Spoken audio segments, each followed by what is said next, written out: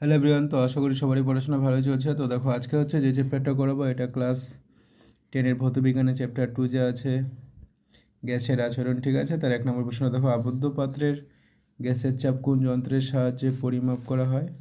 তো এটা অ্যান্সারটা হয়ে যাচ্ছে যে ম্যানোমিটার যন্ত্রের সাহায্যে। 2 নম্বর প্রশ্নটা দেখো যে বায়ুমণ্ডলের চাপ পরিমাপ করতে কোন যন্ত্র ব্যবহার করা হয়? তো এটার অ্যান্সারটা হয়ে যাচ্ছে ব্যারোমিটার যন্ত্র, ঠিক আছে।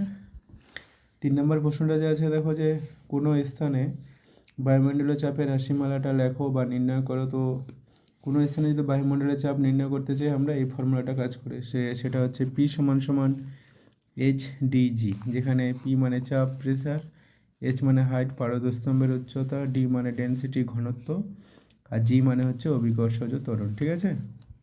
তারপরে দেখো 4 নম্বর প্রশ্নটা যে আছে যে চাপের এসআই ও সিজিএস একক কী হয়? এটাই হয়ে যাচ্ছে যে এসআই একক নিউটন পার মিটার স্কোয়ার বা পাস্কাল, আর সিজিএস একক ডাইন ডট সেমি মাইনাস 2। তারপরে দেখো 5 নম্বর প্রশ্নটা যা আছে প্রমাণ বায়ুমণ্ডলীয় চাপের মান কত? তো এটা হয়ে যাচ্ছে 1.01325 ইন্টু 10⁵ পাস্কাল। 6 নম্বর প্রশ্নটা দেখো যে চাপের বৃহত্তম একক কী হয়? এটা হয়ে যাচ্ছে বার, 1 বার সমান সমান 10⁵ পাস্কাল।